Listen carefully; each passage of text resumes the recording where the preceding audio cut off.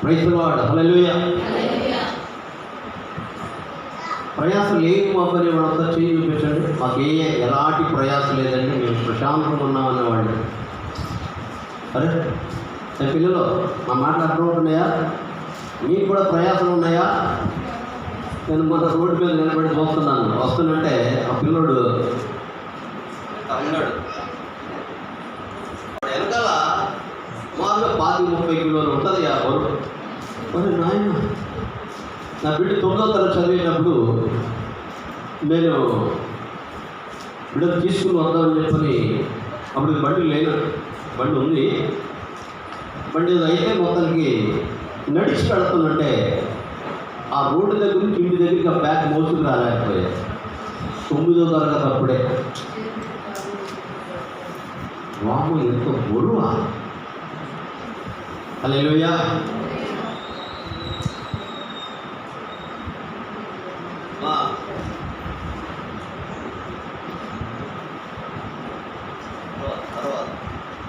Praise the Lord. Hallelujah. పిల్లలకి పుస్తకాల ప్రయాస, చదువు ప్రయాస, ఆ తల్లులకి ప్రయాస, వాళ్ళకి వంట చేసి పెట్టాలి, ఇంకా బాక్సులు కట్టాలి, అప్పుడు తినబెట్టాలి, వాడు తినకపోతే కలిపి అని పెట్టాలి. హల్లెలూయా. హల్లెలూయా. ఇదంతా కూడా కుటుంబంలో ప్రయాస. ప్రయాస ఎక్కడ మొదలైంది? చెప్తే 10 రూపాయలు ఇస్తా.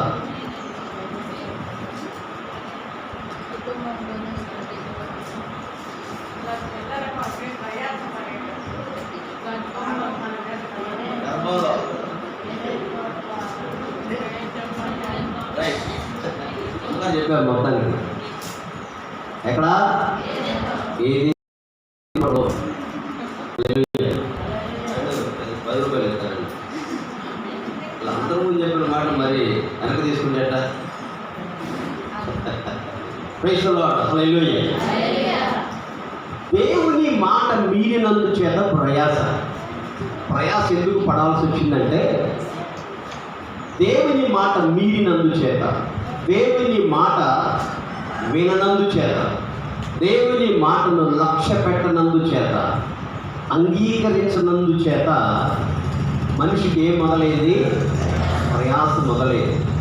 చూడండి, ఆదికాండం 3వ అధ్యాయం 16వ వచనాన్ని మనం చదివితే, ఆయన స్త్రీతో నీ ప్రయాసమును, నీ గర్భవేదనను మిక్కిలి హెచ్చించదను, వేదనతో పిల్లలను కన్నువు, నీ భర్త ఎడల నీకు వాంఛ కలుగును, అతడు నిన్ను.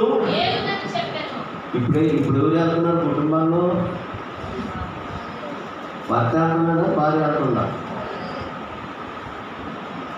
అడుగుతారు. నాకేమే ఎవరు వెళ్తున్నారండి? నేను చెప్పినట్టు ఎక్కవే ఎవరు? భార్యలు. సర్లే, చేసేది లేక ఈ మధ్య భార్య బాధితుల సంఘం అని చచ్చిపోతున్నారు. భార్య వేదనలు పడలేక చచ్చిపోతున్నారు. ఎవరో ఇంతకుముందు భర్తలు వేధించేవాడు అని చెప్పి ఇప్పుడు భార్య వేధిస్తున్నారట. హల్లెలూయా. దేవుని బిడ్డలారా, భార్యని ఏలే పరిస్థితి, కుటుంబాన్ని ఏలే పరిస్థితి, ఈ సర్వ జగత్తును ఏలే పరిస్థితిని దేవుడు మనిషికి ఇస్తే,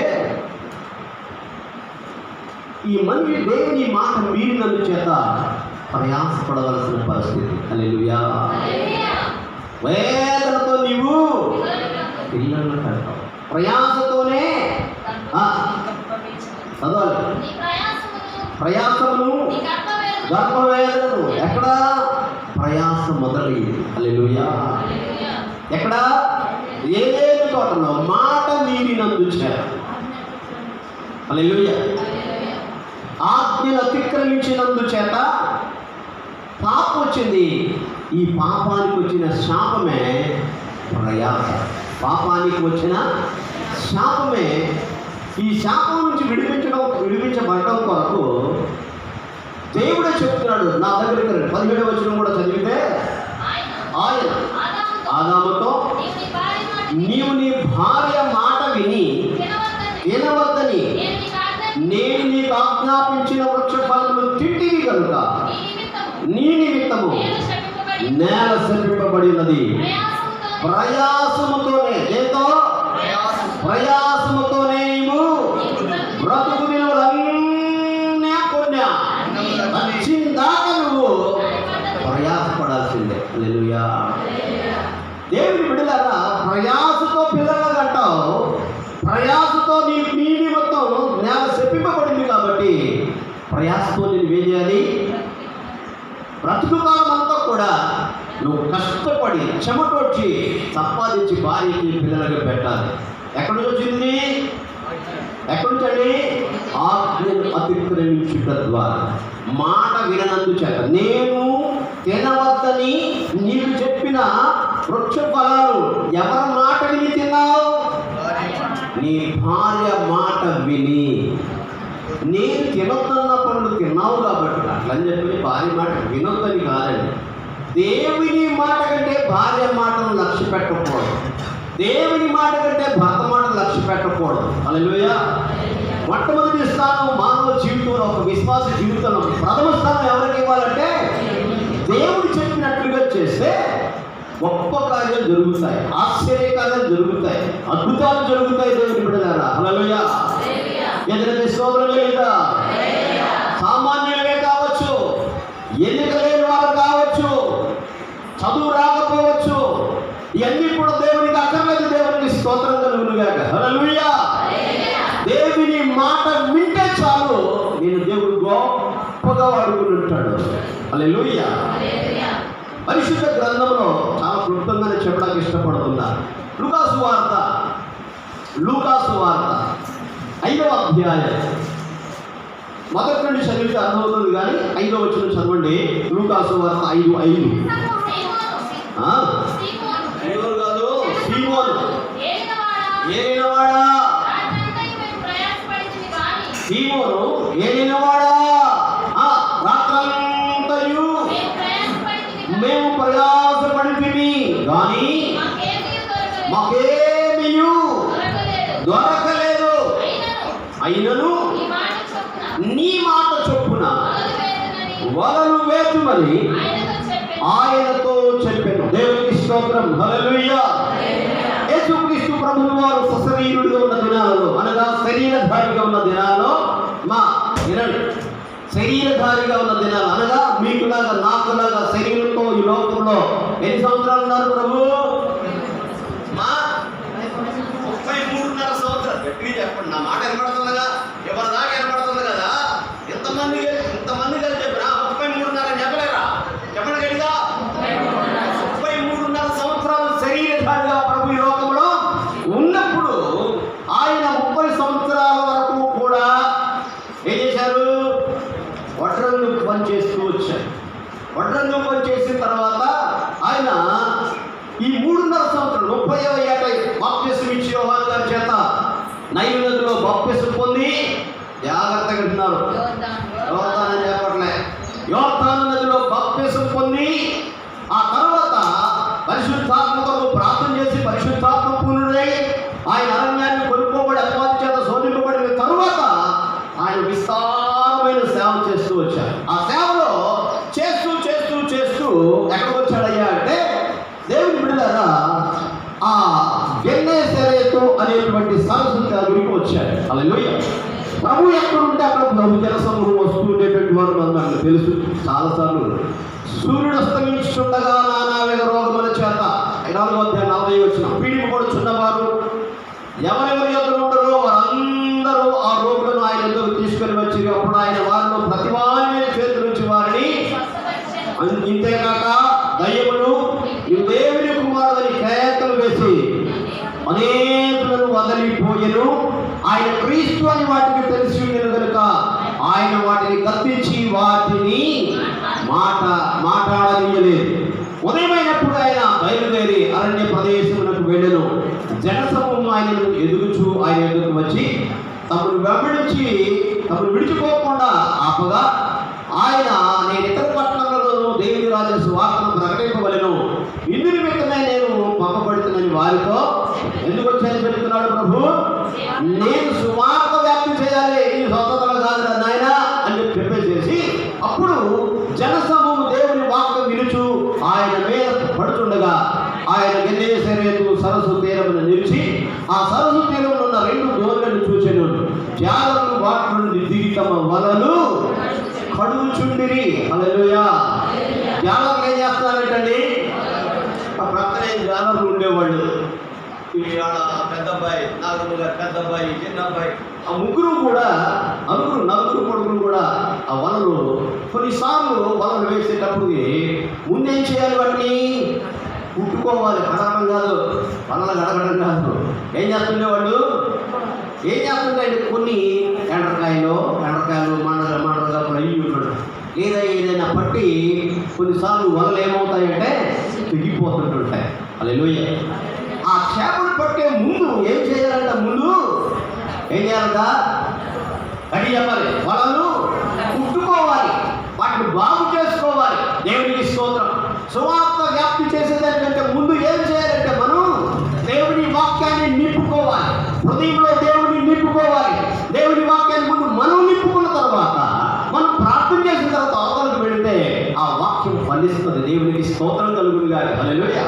ఎక్కడైనా కూడికి పెడతాయా, ఈ కూడికలో చెప్పే ప్రతి మాట, ప్రతి పాట, ప్రతి సాక్ష్యం అయ్యా నీకు నీ నామ మహిమాత్మై జరిగేటట్టుగా ఒక ఆత్మనన్న ఈ కూడిక ద్వారా రక్షణ పొందేటట్టుగా కృప చూపించమని ఆ కుటుంబీకులు ప్రార్థన చేయాలి. దేవునికి స్తోత్రం కలుగునుగా. హల్లెలూయా. ఆ కుటుంబీకులు ఉన్నటువంటి ఆశను బట్టి దేవుడు కొంతమందిని నడిపిస్తున్నట్టు దేవునికి స్తోత్రం కలుగునుగా. హల్లెలూయా. చేతులెత్తి స్తోత్రం చెల్లిద్దా. హల్లెలూయా. హల్లెలూయా. ప్రభువునందు ప్రియ దేవుని బిడ్డలారా, అలా చేసినప్పుడు ఆత్మలు నూతనంగా సంఘంలో చేర్చబడుతుంటాయి, సంఘం అభివృద్ధి చెందుతూ ఉంటుంది. అయితే ఇప్పుడు చూసినట్లయితే అనేక మంది వచ్చి ఆయన్ని వింటుంటే, ఆయన వెంటబడుతుంటే ఆయన ఏం చేశారంటే 2 దోణులు పిలిచి అబ్బాయి ఆయన సింహాలట్రా అని చెప్పారు. ఆ దోణులను పిలిచినప్పుడు వాళ్ళు ఏం చేశారు? వలలట కడుక్కుంటూ ఉన్నారంట. వలలు అవన్నీ చేసేసేసి వాళ్ళని కడుక్కుని లోపల మడతేసి పెట్టుకుంటూ ఉన్నారు. అంటే వాళ్ళు ఆ చేపలు పట్టేసి ఎప్పుడు రాత్రంతా ప్రయాసపడ్డారు. రాత్రంతా ప్రయాసపడి వాళ్ళు వలలు కడుక్కుని ఆయన ఆ దోణిలలో సీమోనుదైన ఒక దోణి ఎక్కి దాని నుండి కొంచెము త్రోయమని అతను అడిగి కూర్చుండి దోణిలో నుండి జనసమూహములకు బోధించుచుండెను. ఆయన బోధించడం సాధించిన తర్వాత నీవు దోణిను లోతులకు నడిపించి చేపలు పట్టుటకు మీ వలను వేయని సీమోనుతో చెప్పగా. హల్లెలూయా. ముందేం చేశాడు? సువార్త చెప్పాడు, అంతా అయిపోయిన తర్వాత నేను లోపలికి నడపరా అని చెప్పండి. లోపలికి నడిపి వలయమంటే అప్పుడు అన్నాడు కదా సీమోను, ఏలినవాడా రాత్రంతా మేము ప్రయాసపడితే కానీ మాకేమీ దొరకలేదయ్యా, అయినా కానీ నీ మాట చొప్పున వలను వేయునని ఆయనతో చెప్పారు. వారు చేసి విస్తారమైన చేపలు అందుచేత వారి వలలు పిగిలిపోవచ్చుండగా దేవుని బిడ్డలారా, హల్లెలూయా, వారు ఆ మాట విని అయ్యా మేము రాత్రంతా ప్రయాసపడ్డాం, ఒక్క చేప కూడా పర్లేదు, వలలు కడుక్కుంటున్నాం, ఇంటికి వెళ్ళిపోదాం అనుకున్నాయి. ఎంత సంతోషంగా ఉంటారు వాళ్ళు, ఉంటారా? తెల్లవారు ఆ వల వేసేటప్పుడు చూడాలి, కళ్ళు లోపల గుంజిపోయి నిద్ర లేక హల్లెలూయా వల వేసి చెయ్యి హల్లెలూయా చెయ్యి గొంజుకొచ్చి నొప్పి పుట్టి దేవుని బిడ్డలారా అంత ప్రయాసపడినటువంటి వాళ్ళు వెంటనే మేము ప్రయాసపడ్డామయ్యా అని చెప్పని అన్నా కానీ అయ్యా నీ మాట చొప్పున నువ్వు చెప్పావుగా, నీ మాట చొప్పున వలలు వేస్తామని చెప్పి వేయగానే విస్తారమైన చేపలు పడ్డాయి. హల్లెలూయా. ఆ పక్కన దూరం పిలుచుకొని మొత్తం కూడా సేకరించారు. హల్లెలూయా. మరి ఆ చేపలను తీసుకుని అమ్ముకొని రాన్నాడా, పోసుకుని తినన్నాడా? కాపరేంటండి గట్టి చెప్పాలి. ఏం చేశాడో తెలుసా? హల్లెలూయా. అలాగే సీమోనుతో కూడా పాలుపడిన జబదేవు కుమారుడు. చూడండి, సీమోను పేతురు అది చూసి యేసు మోకాళ్ళ ఎదుట సాగిలపడి, ప్రభువా నన్ను విడిచిపోము, నేను పాపాత్ముడిని చెప్పాను.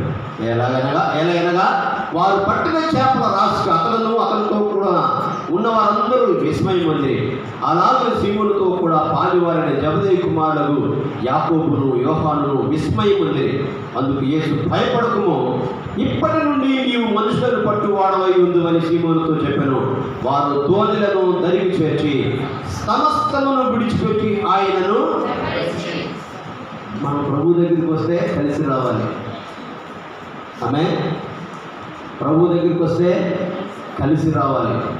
బిల్డింగ్ మీద ఇంకొక బిల్డింగ్ కట్టాలి, పొలానికి ఇంకొక పొలం, పక్క పొలం కూడా పట్టుకోవద్దని చెప్పట్లే, వేసుకోవద్దని చెప్పట్లే.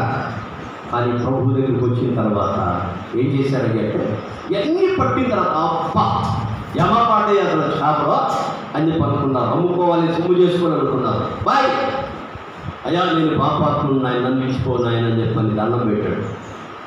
రా శివనాడు రా. ఆ తమ్ముళ్ళని అందరినీ పిలిచి, మిమ్మల్ని ఇక్కడ నుండి ఇప్పటి నుంచి ఏం చేస్తాను? మనుషులను పట్టు జాగ్రత్తగా చేస్తాను. హల్లెలూయా. ఏదైతే స్తోత్రం చేయలేదా? ఎప్పటి నుంచి? ఇప్పటి నుండే. ఈ చేపలను విడిచిపెట్టిన వెంటనే, ఈ దోణలను విడిచిపెట్టిన వెంటనే, ఈ సమస్తాన్ని వలలు విడిచిపెట్టిన వెంటనే మిమ్మల్ని మనుషులు పట్టేలాగా చేస్తానని చెప్పాడు. హల్లెలూయా. చేతులైతే స్తోత్రం చేయలేదా? హల్లెలూయా, హల్లెలూయా చెప్పాడంటే వారు దోణిలను దరికి చేర్చి సమస్తమును విడిచిపెట్టి ఆయనను వెంటనే దేవుని బిడ్డలారా సమస్తాన్ని విడిచిపెట్టేసి ప్రభు వెంట వెళ్ళిపోయారు. ఎవరు? మనం అయితే చేపల రాశి కనపడుతుందంటే మనకి ఏదైనా పని ఉంటే ప్రాణం గుర్తుకొస్తుందా? ఏసై దగ్గరికి వెళ్తామా? వెంబడిస్తామా? ఎవరైనండి దేవుడు మనకి అన్నీ కూడా మనం వడ్డీ చెప్తుంది. అయ్యా బర్రె అయ్యా, గొర్రె అయ్యా, బిడ్డ అయ్యా, భార్య అయ్యా, భర్త అయ్యా, పని అయ్యా, ఉద్యోగం అయ్యా, ఆస్తి అయ్యా, ఏదో చెప్తున్నాం. వాడు అంత పెద్ద రాసి కనబడుతున్న చేపలు, విశాలమైన చేపలు కనబడుతున్నా ఆ జాలని రాత్రంతా ప్రయాసపడినా మరలా వాటికి వెళ్ళి చూడకుండా చేశాడు. హల్లెలూయా. చేతులెత్తి స్తోత్రం చేయలేదా? ఎంత ప్రయాసపడ్డారు? రాత్రంతా ప్రయాసపడ్డారు. ఇప్పుడు మాట చొప్పున చేశారు, ప్రయాస లేకుండా. ఈ రోజున దేవుడి మాట చొప్పున చేస్తాను. దేవుని మాట చొప్పున చేస్తున్నావా? హల్లెలూయా. కానా పెళ్లిలో వివాహం జరిగితే ఆ తల్లి మరీ చెప్పుద్ది ద్రాక్షరసం, ఆయన మీతో చెప్పున్నది, అయ్యా ద్రాక్షరసం ఏంటి, నా పని నా సమయం ఇంకా రాలేదులేమ్మా అని తల్లి ఏమి కొనుక్కోలేదు, చదువుకోలేదు. ఆయన మీకు ఏం చెప్తుంది చేయండి అని చెప్పేసి అమ్మ పక్కకి వెళ్ళిపోయింది. ఆయన చెప్పాడు, ఈ రాతి బాణలు, ఈ 7 రాతి బాణలను, థ్యాంక్ యూ, హల్లెలూయా, ఈ 6 రాతి బాణలను దేని పని ఎంతవరకు? అంచుల దాకా నేర్ప నింపుడు అని చెప్పాడు. చేతులైతే స్తోత్రం చేయలేదా? హల్లెలూయా. పనివారు దేవుని బిడ్డలారా, పనివారికి దేవుడు ఒక పరీక్ష పెట్టాడు. అంచుల దాకా నీళ్ళతో నింపండి అని చెప్పని ప్రార్థన, ఆశీర్వాదం, కృతజ్ఞత ఏమి కాదు, తీసుకెళ్ళిపోయారు బాబు అని చెప్పన్నాడు. ఆ తీసుకెళ్ళిన వ్యక్తులకి తెలుసంట, కానీ విందు ప్రధానికి కూడా తెలియదు. విందు ప్రధాని తాగిన తర్వాత అంటాడు, అరే మతోడు కూడా ముందు మంచిది పోతాడు, తర్వాత జబ్బులు పోతాడు. మీరేంద్రా ముందు జబ్బుది పోసి ఇప్పుడు మంచిది పోతున్నారు దగ్గర ఏమనుకుంటారు? అసలు మంచిదంతా దాచిపెట్టుకుని ముందు అని ఇమ్మంతా తావు చేసి మంచిది దాచిపెట్టుకున్నారు అన్నారా అన్నట్టుగా దేవుని బిడ్డలారా, హల్లెలూయా. మాట వింటే చెప్పింది చేస్తే అంత శ్రేష్టత. హల్లెలూయా. వీరికైతే గొప్ప మాట చెప్పనా?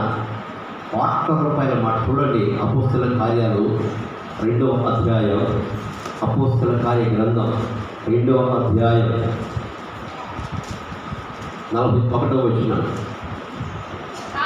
కాబట్టి అతని వాక్యం అంగీకరించిన వారు బాప్తిస్మము పొందిరి. ఆ దినమందు ఆ రోజున ఇంచుమించు 3,000 మంది చేర్చబడి. హల్లెలూయా. చేతులెత్తి స్తోత్రం చేయండి.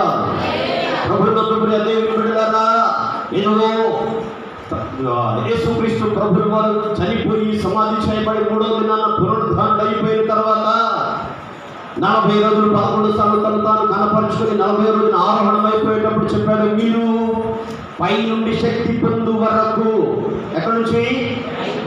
పై నుండి శక్తి పొందు వరకు యెరూషలేమును విడిచిపెట్టొద్దని చెప్పిన మాటకు కట్టుబడి ప్రభువు చెప్పినట్లుగానే ఇంచుమించు 120 మంది మేడగదిలో ఉండి ఏక మనసుతో ప్రార్థన చేశారు. ఎప్పటిదాకంటే 40 రోజులు ఆరోహణ వరకు కూడా ప్రతి దినాలు కూడా వారు ఏక మనసుతో ప్రార్థన చేస్తూనే ఉన్నారు. అన్నపానాలు మానేశారు దేవుని బిడ్డలారా. హల్లెలూయా. ప్రార్థన చేస్తున్నాయా, తండ్రి వాగ్దాన పాత్ర మాపై కుమ్మరించయ్యని చెప్పని బహుగా ప్రార్థన చేసినప్పుడు శనివారం ఆత్మగుడికి రండి అంటే సంఘ పెద్దగారు ఎన్నిసార్లు హెచ్చరిక చేసినా లెక్కలేదు, అయ్యగారు ఎన్నిసార్లు చెప్పినా లెక్కలేదు. హల్లెలూయా. మన పనులు మాత్రం మనం మానుకోం, ఉద్యోగాలు మానుకోం, పనులు మానుకోం, అన్ని ఏదైనా సరే దేవుని బిడ్డలారా దేవుని మాటకు విధేయత చూపిస్తే ఎంత గొప్ప కార్యం అంటే, ఏ పిహెచ్డి చేశాడు పేతురు గారు? ఏ పిహెచ్డి అండి? ఏ మాస్టర్స్ చేశాడు? ఏ బ్యాచిలర్ డిగ్రీ చేశాడు? ఏ డిప్లొమా చేశాడు? చేశాడా? మాస్టర్స్ చేశాడా? పిహెచ్డి చేశాడా? ఏంటి అనుకున్న డిగ్రీ ఏంటి? ఏంటది? ఇదే పోయి శాఖ బలి తప్పించుకుందరా అని చెప్పాలి. మరి ఇట్లా అట్లా అటే ఇంటే అని చెప్పని కేకలేసేటువంటి పేతురు గారు, తొక్కిన పేతురు గారు, భయపడిన పేతురు గారు, దాక్కున్న పేతురు గారు, పారిపోయిన పేతురు గారు పరిశుద్ధాత్మ పూర్ణుడైన తర్వాత ఆయన ఒకే ఒక ప్రసంగం చేశాడు. అందరూ మేడ ఆత్మ పొందుకుని పరిశుద్ధాత్మగా నింపబడి ఆగ్యమాటలు మాట్లాడుతున్నప్పుడు పొద్దున జామాన గదిరేస్తారని చెప్పారంటే అప్పుడు ఆయన మాట్లాడుతున్నారు. హల్లెలూయా.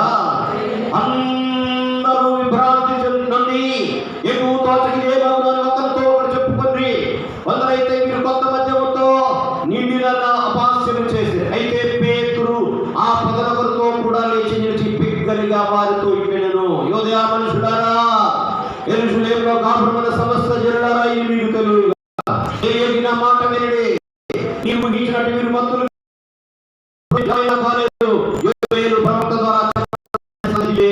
ఏమనగా నేను మనుషులందరి మీద ఆత్మను కుమ్మరించెదను, మీ కుమారులను మీ కుమార్తెలను ప్రవచించెదను, మీ యవ్వనులకు దర్శనములు కలుగును, మీ వృద్ధులు కలలు కందురు. ఆ దినములలో నా దాసుల మీదను దాసురాండ్ర మీదను నా ఆత్మను కుమ్మరించెదను కనుక వారు ప్రవచించెదరు. పైన ఆకాశమును మహత్కార్యములను క్రింద భూమి మీద సూచక క్రియను రక్తమును అగ్నిని పొగ ఆవిని కలుగజేసెదను.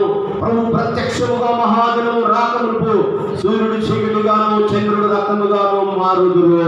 అప్పుడు ప్రభు నామమున ప్రార్థన చేయవారందరూ రక్షణ పొందుదురు అని దేవుడు చెప్పుచున్నాడని పేతురు గారు నిలబడి ప్రసంగం చేసి అవన్నీ కూడా చెబుతూ ఉంటే ఆ పేతురు గారు ప్రసంగం విని ఒక్క ప్రసంగానికి ఎన్ని వేల మంది అంటండి?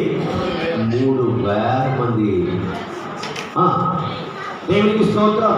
వీరు దేవుని బిడ్డలారా కాబట్టి వాక్యం అంగీకరించిన వారందరూ బాప్తిస్మొందిరి. ఆ దినమందు ఇంచుమించు 3,000 మంది వాక్యము అంగీకరించిన వారు. అనేక సార్లు వింటున్నాం, కానీ నువ్వు అంగీకరించి దాని ప్రకారంగా చేస్తున్నావా? ఈ రోజున ఒక ప్రశ్న దేవుని బిడ్డలారా. ఎంతో ప్రయాసపడగల కారణం ఏంటంటే, దేవుని మాట ఎక్కడ మీరావో, ఎక్కడ తప్పిపోయావో. హల్లెలూయా. ఈరోజు ఎక్కడ చూసినప్పటికీ కూడా క్రైస్తవులు కూడా బయలుదేరుతున్నారు, చేతులు చూపిస్తున్నారు. ఏముందో చూడయ్యా, చేట శకునం అంట, మంత్ర శకునాలు దేవుని బిడతారు. హల్లెలూయా. ఎక్కడ పడితే అక్కడికి వెళుతున్నారు. దేవుని స్తోత్రం కలుగునుగా. ఎంత భయంకరమైన పరిస్థితిలో. హల్లెలూయా. ఎక్కడ పడితే అక్కడికి వెళ్తున్నారు. అన్నిటికీ ఎంబిరే అనేటువంటి వారు మోషే ఎదురుగా నిలబడ్డారు. మోషే గారు కర్రను విడిచిపెడతా పామయ్య గమకపోతే అని చెప్పన్నాడు. ఎవరో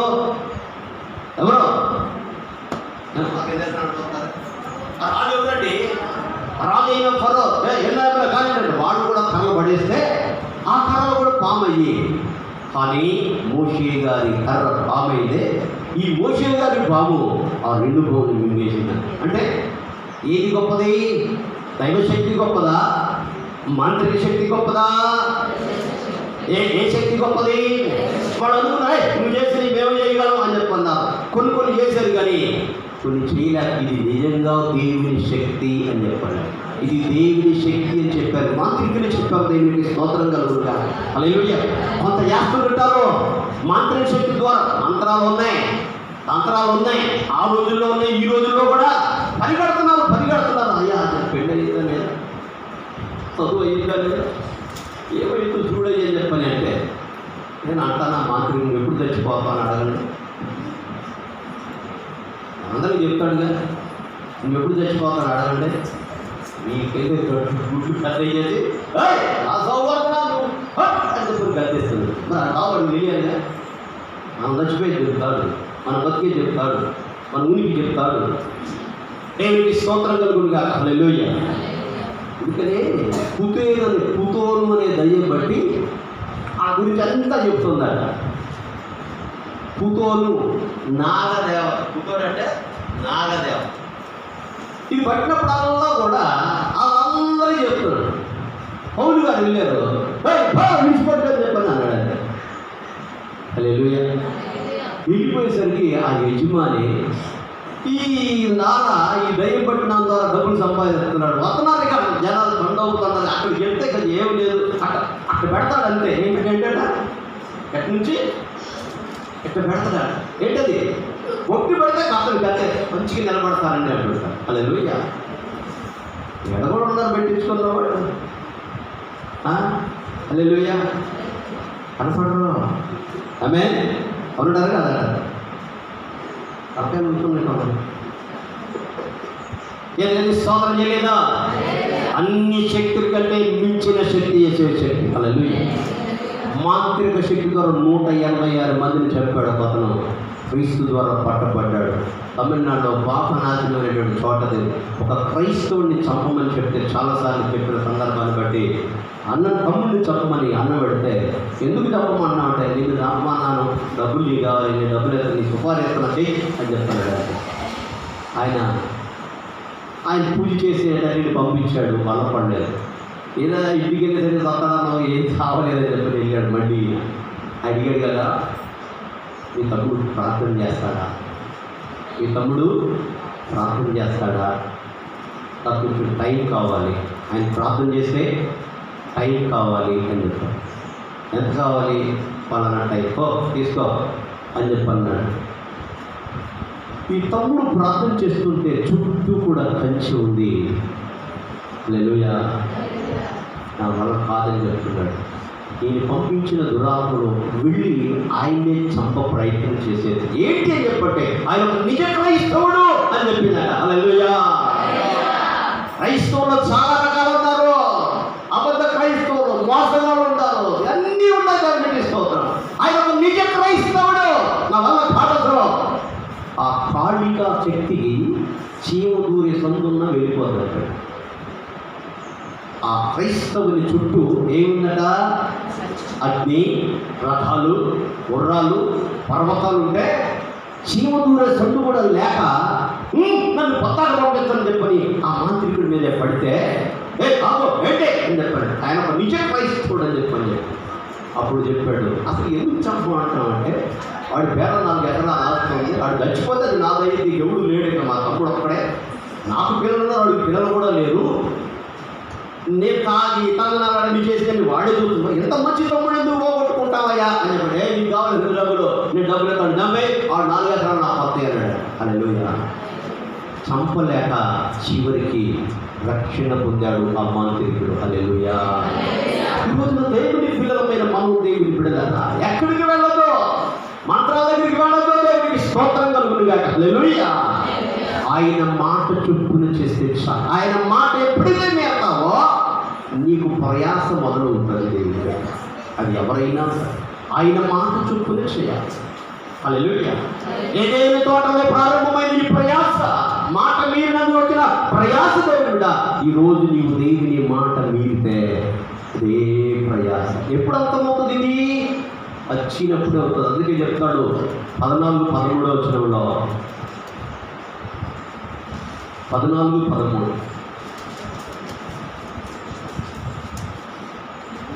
చెప్తే ప్రకటన గ్రంథం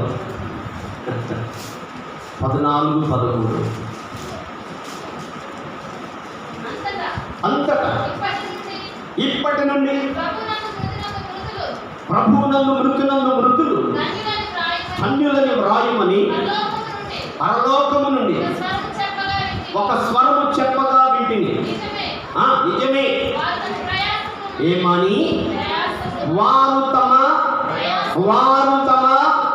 ప్రయాసమును మాని విశ్రాంతి పొందుదురు.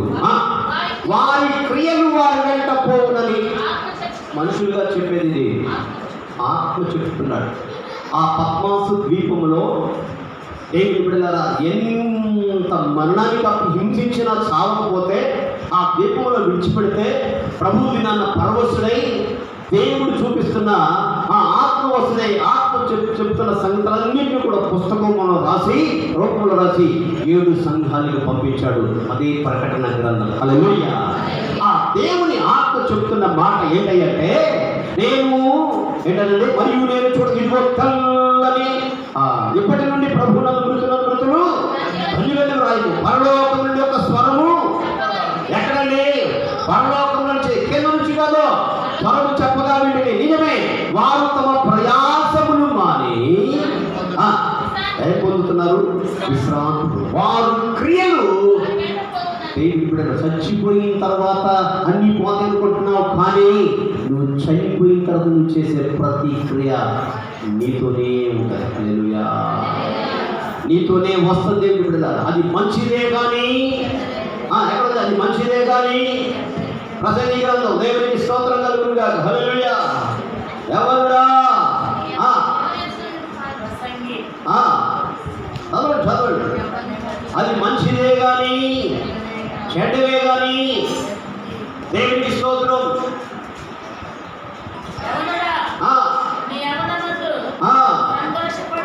సంతోషపడము, సంతుష్టిగా ఉండు.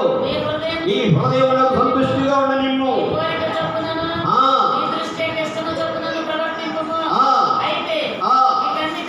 వీటన్నిటిని బట్టి ఎక్కడ తీసుకొస్తారట? అన్నిటిని బట్టి తీర్పులోనికి నీవు తెచ్చుదని జ్ఞాపకం చేసుకో. దేవునికి స్తోత్రం. హల్లెలూయా.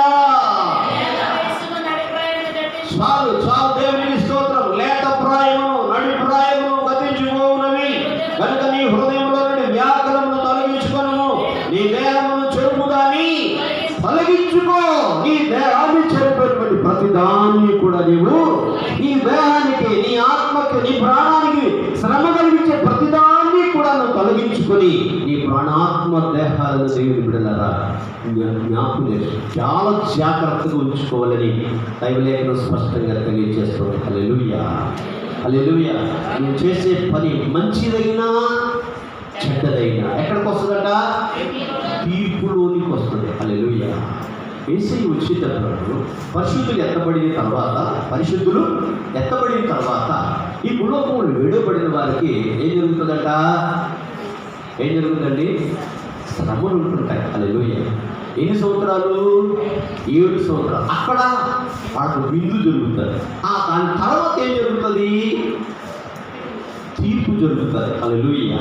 ఆ తీర్పు జరిగినప్పుడు తీర్పులో తీర్పు జరిగిన తర్వాత తీర్పు జరిగిన తర్వాత ఏముంటుందండి? శిక్ష ఉంటుంది. హల్లెలూయా. హల్లెలూయా. కాబట్టి ప్రభువునందు ప్రియ దేవుని బిడ్డలారా, నువ్వు చేసే పని మంచిదైనను సరే చెడ్డదైనను సరే నీవు ఎక్కడికి వెళ్తావు? తీర్పులో నిలబడతావు. దేవునికి స్తోత్రం కలుగునుగాక. హల్లెలూయా. చేతులెత్తి స్తోత్రం చేయలేదా? హల్లెలూయా. హల్లెలూయా. కాబట్టి ప్రభువునందు ప్రియ దేవుని బిడ్డలారా, మనం అందరూ కూడా ఈ ప్రయాస చాలా భయంకరమైనటువంటి అన్ని ప్రయాసల కంటే కూడా అన్ని భారముల కంటే, ప్రయాస అంటే భారం లేక వేదన దుఃఖం అన్నిటికంటే మించింది పాపం, ప్రయాసం, పాప భారం. ఈ భారం మోసే ప్రతి వ్యక్తి కూడా ప్రభు దగ్గరికి వస్తేనే ఆయన విశ్రాంతిని ఇస్తాడు. దేవునికి స్తోత్రం. నెమ్మది కలుగు చేస్తాడు. దేవునికి స్తుతి కలుగునిగా. హల్లెలూయా, హల్లెలూయా, హల్లెలూయా. ఈ మధ్యాహ్నపు వేళలో ప్రభు నందు ప్రియ దేవుని బిడ్డలారా, ఇది ఎప్పుడు వినే వాక్యమే, ఎప్పుడు చదువుకున్న వాక్యం, ఖండక వాక్యం అన్నట్టుగా ఉన్నప్పటికీ కూడా ఈ రోజున ఏదేని తోటలో ప్రయాసం అనే ప్రారంభమైనటువంటి ఎందుకు దేవుని మాట మీరినందుచేత వచ్చిన ఈ ప్రయాస నేటి ప్రతి కుటుంబాన్ని, ప్రతి వ్యక్తిని కూడా వేధిస్తూనే ఉన్న దేవుని బిడ్డలారా. ఈ ప్రయాసలు ఏం చేయాలంటే ఏం చేయాలంటే మానివేయాలంటే ఏం చెప్తున్నాడు? మరొకసారి చదవండి. 11:29 వచనం చదవండి. మత్తయి వార్త. నేను సాత్వికుడను, దీన మనస్సు గలవాడను గనుక మీ మీద నా కాడి ఎత్తుకొని నా యొక్క నేర్చుకునుడి, అప్పుడు మీ ప్రాణములకు విశ్రాంతి దొరుకును. ఎలాగనగా నా కాడి సులువుగాను నా భారము తేలికగాను ఉన్నవి. హల్లెలూయా.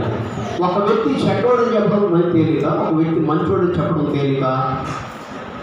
చెప్పాలి లేదా చెప్పు. ఒక వ్యక్తి చెడ్డోడని చెప్పడం తేలిక, మంచోడని చెప్పడం తేలిక. చెప్పండి. మంచోడు అంటాం, చెడ్డోడు అంటూ అంటారా? చెడు వ్యక్తి గురించి చెడ్డోడనే చెప్పండి, మంచివాడి గురించి మంచిదే చెప్పండి. ఏది తేలిక? ఒక చెడ్డ వ్యక్తి నేను తాగుబోతున్నాను, ఈ తాగుబోతాడు ఎంతమంది చెప్తారు? ఒక మంచుడు చాలా మంచోడని ఎంతమంది చెప్తారు? ఏది తేలిక? మాకు ఈ ప్రశ్న మాకు అర్థం కాలేదని చదువుతున్నారు. ఏది తేలిక? చెడ్డవాడు వీడు తాగుపోతాడనండి, పళ్ళు కొడతాడు అసలు ఎమ్మటే. ఏంటంటే నీకే మేము ఎత్తనలా, నేను సంపాదించిన నా కష్టం నేను చెప్తున్నా, నేను సంపాదించిన ఏంటంటే నువ్వుడే చెప్తాను, నన్ను తాగుపోతాను, నువ్వు తాగులోడు అన్నడా అంటే హల్లెలూయా అంటాడా కదా? తాగుపోతాడు సార్ అని చూడండి, ఓటు పెట్టుకుని. హల్లెలూయా. నీతిగా బ్రతకడం తేలిక అయినప్పటికీ కూడా మనుషులు పాపం వైపే పరిగెడుతున్నారు, లోకానికి ఆకర్షితులైపోతున్నారు. ఆ రోజునే ఆ దృష్టిని మరల్చింది. ఏంటది? ఆ లూసిఫర్. దేవుడు అనేకమైన పనులు ఇచ్చిన ప్రేమ, సంతోషం, సమాధానం, దీర్ఘశాంతం, దయాళత్వం, మంచితనం, విశ్వాసం, సాత్వికం, ఆశా నిగ్రహం అని మంచి మంచి ఫలాలను ఇచ్చిన ఏం చేస్తున్నాం? దురాశ. చెప్పండి. దురాశ, నేత్రాశ, జీవపు డంబం, చెప్పరేంటండి? శరీర యశలు ఎన్ని ఉన్నాయి? చదువమ్మా, హృదయం నుండి చూసే మా అమ్మకం లోపల ఇక్కడ రాసుకుందా? దేవునికి స్తోత్రం. హల్లెలూయా. ఎన్ని ఉన్నాయి? ప్రతి మనిషి జాగ్రత్త, అపవిత్రత, కాముకత, విగ్రహారాధన, అభిచారం, ద్వేషం, కోపం, క్రోధం, అసూయ, మత్తతులు, వీటి వైపే చూస్తున్నారు. ఈ ప్రేమ వైపు, సంతోషం వైపు, సమాధానం వైపు ఎందుకు చూడలేకపోతుంది?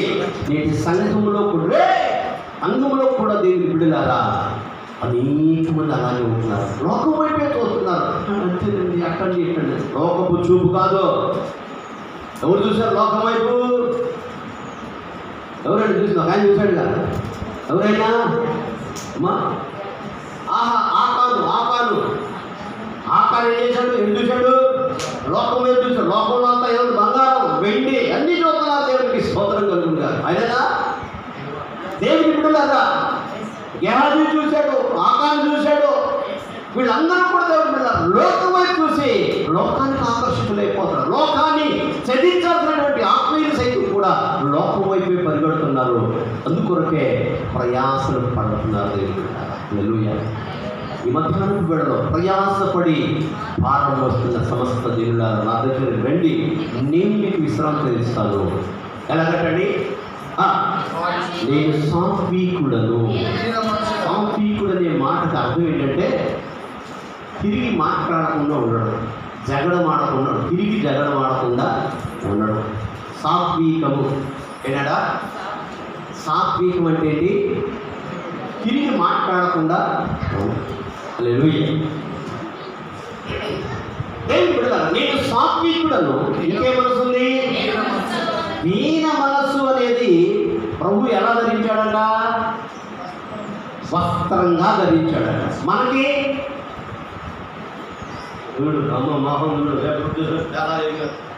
ఏంటట?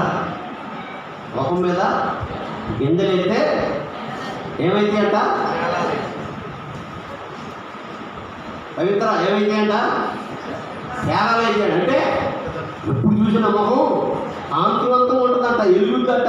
మన గల్లె ఏ మొహమే మాది గొప్ప మొహం అంటారు తర్వాత. హల్లెలూయా. హల్లెలూయా. కాదు, దీనత్వం కనపడాలి. హల్లెలూయా. మాట్లాడుతుంటే ఇంకొద్దిసేపు మాట్లాడితే బాగుండు అన్నట్టుగా ఉండాలి. హల్లెలూయా. దేవుని బిడ్డలారా, అందుకే చెప్తున్నాడు, ప్రేమకు సాధువైనట్టు మృదువైనట్టునైనా గుణమును అక్షయ అలంకారం, మీకు అలంకారంగా ఉండాలి అని చెప్తున్నాడు. హల్లెలూయా. మన అలంకరణ కొరకు బంగారం మీద బంగారం. ప్రపంచం మొత్తం మీద బంగారం ఎక్కడ ఉందో తెలుసా? భారతదేశంలోనే ఎక్కువ. భారతదేశంలోనే, ఆ తర్వాత అమెరికా కంటే కూడా భారతదేశంలోనే అన్నులు బంగారం ఉంది. దేవునికి స్తోత్రం కలుగునుగా. హల్లెలూయా. హల్లెలూయా. దినవృత్తాంతాల గ్రంథం చూస్తే చూడండి, దినవృత్తాంతాల గ్రంథం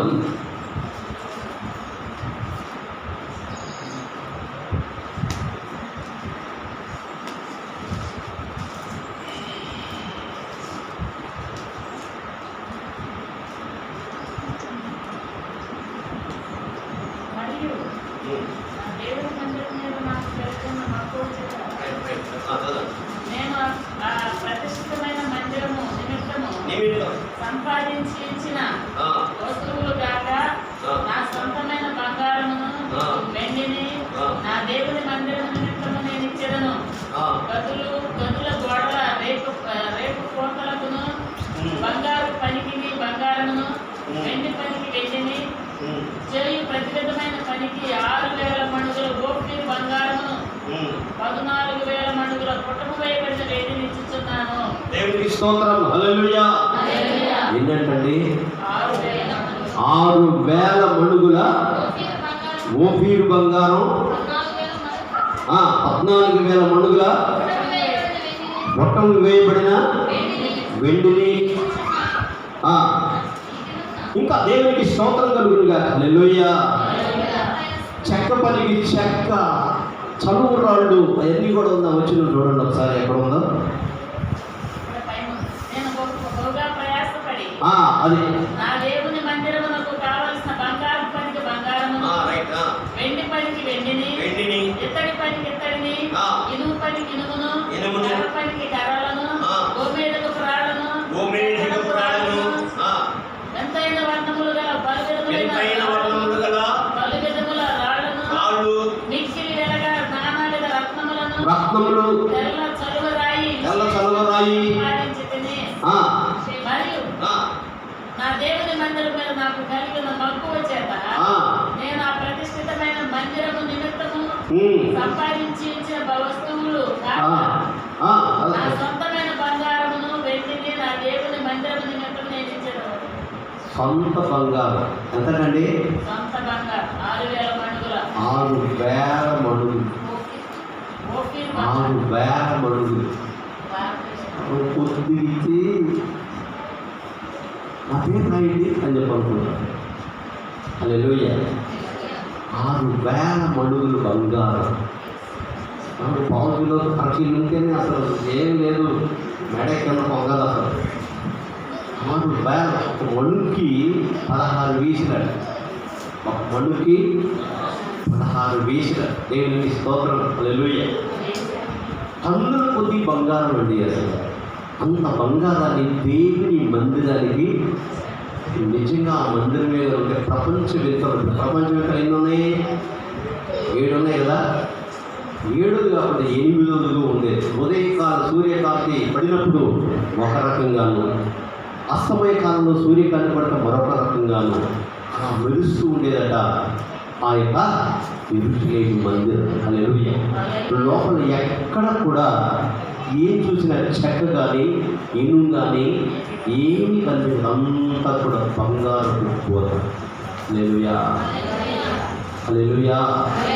అంత చక్కటి మంచి మరి ఆ చక్క మందిరాన్ని కట్టడం కొరకు ఆయన అంత బంగారాన్ని ఇచ్చాడు.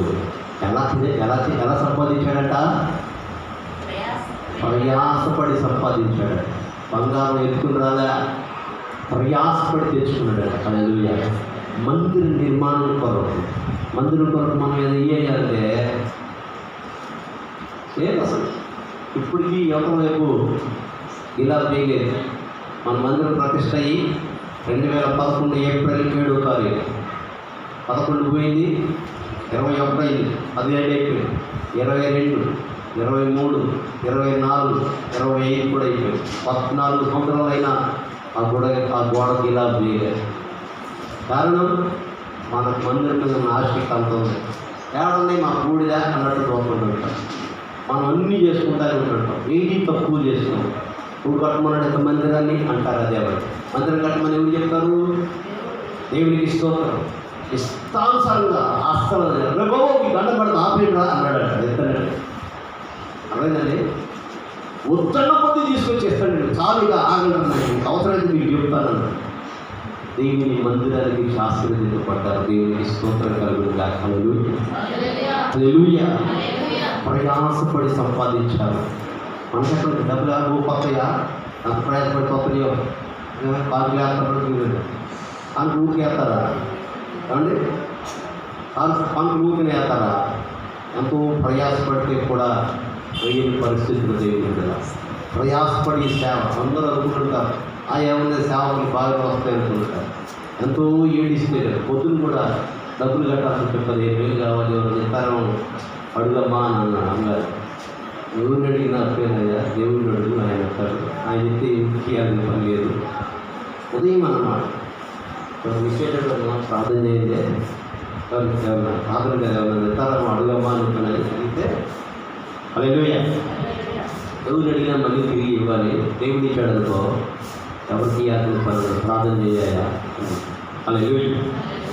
దేవుని బిడ్డలారా, ప్రయాసపడితే ఆ ప్రయాస నుంచి మనకు విశ్రాంతిని ఇస్తారని చెప్తున్నాడు.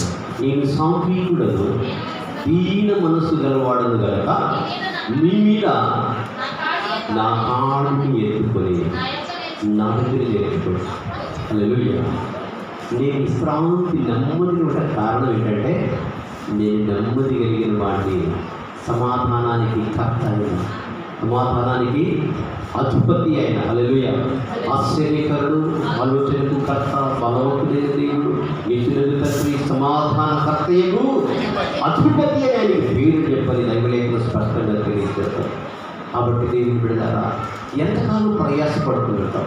ఆయన మాట మీది ఇష్టానుసారంగా బ్రతికి ఎంతకాలం ప్రయాసపడుతుంటాం? ఇప్పటికైనా మించిపోయింది లేదు. దేవా, నీ మాట చెప్పున చేస్తా. ఈడు ద్రాక్షరసంగా మారిపోయాడు, చేపలు పట్టారు. దేవుని బిడ్డలారా, విస్తారంగా నీ మాట చెప్పున అయ్యా, ఇదిగో నా దాసుడు కూడా రోగిగా ఉన్నాడు, నీ మాట చెప్పున నువ్వు అసలు రాకలేదు, బాపు సెలవు వేయాలంటే సెలవు ఇయ్యగానే అన్న దాసుడు స్వస్థత పొందాడు. ఈ రోజున ఎంతకాలం ప్రయాసపడుతుంటావు దేవుని బిడ్డ? ఈ లోకాన్ని ఆకర్షించి లోకాన్ని నింపుకొని దేవునికి దూరం అయిపోయే పరిస్థితులు ఉన్నాయేమో. ఈ రాత్రి యొక్క మధ్యాహ్న కాల సమయం మనం దేవుని దాసునిగా జ్ఞాపకం చేస్తున్నాను. నీ ప్రయాసంలో మా ప్రభు వైపు చూడు. ఆయనే నీకు నెమ్మదినిచ్చేవాడు, విశ్రాంతినిచ్చేవాడు. దేవుని బిడ్డలారా, మీ ప్రయాసములు మీ ప్రాణములకు నా కాడి ఎత్తుకొని నా యొక్క నేర్చుకోండి. ఏంటి కాడి? ఈ సువార్త కాడి. ప్రతి ఒక్కరికి నువ్వు అందజేస్తున్నట్లయితే దేవుని బిడ్డలారా, చెడు కాదు, లేక మోసం కాదు, నువ్వు చేరవేయవలసింది, లేకపోతే చెప్పవలసింది. దేవుని బిడ్డలారా, ఆయన కాడి సులువుగంది. ఈ సువార్త కాడిని ఎంతమందికి అందిస్తే దేవుని బిడ్డ, నీ భారం తేలిపోతుంది, నీ బరువు తీరిపోతుంది. నీవు ప్రభు సన్నిధికి వెళ్ళినప్పుడు నీ భారాలన్నీ కూడా పోయి నెమ్మది ఉంటాం, ఇక్కడ ఉంటాం, పరలోకంలో కూడా ఉంటాం. అందుకే నీవు బిడ్డరా వారి ప్రయాసములు మాని విశ్రాంతి పొందుతున్నారు. నీ క్రియలు నీతో వచ్చినప్పుడు నీలో పాపమే కనిపించదో, నువ్వు సువార్త చెప్తున్నట్లయితే లేనిపోయిన మాటలు చెప్పకుండా ఇప్పటికైనా దేవుని బిడ్డ అయ్యా నీ మాటలు చెప్పి ఈ పాప భారాన్ని తొలగించుకుంటే మీకు సహాయం చేయమని ప్రార్థన చేద్దాం. దయచేసి తలలో వచ్చండి, ప్రార్థన చేసుకుందాం. ప్రార్థన చేద్దాం. ప్రభునందు ప్రియ దేవుని బిడ్డలారా హృదయపూర్వకంగా తలలో వచ్చి ప్రార్థన చేయండి. ప్రయాసపడి భారం వహించిన సమస్త జనులారా నా యొద్దకు రండి, నేను మీకు విశ్రాంతిని కలుగజేస్తానని చెప్తాను. మీరు సాత్వికులను దీన మనసు గలవాడగలరు, మీ మీద నా కాడి ఎత్తుకొని నా యొక్క నేర్చుకుని చెప్తున్నాడు. ప్రభునందు ప్రియ దేవుని బిడ్డ హృదయపూర్వకంగా ఎంతకాలం లోకం వైపు చూస్తుంటావు. ఎవరి దగ్గరికి వెళ్ళాల్సిన పని లేదు.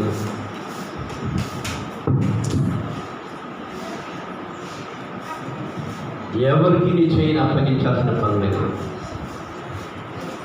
ప్రభునందు ప్రియ దేవుని బిడ్డలారా మాంత్రికులకు మించిన దేవుడు,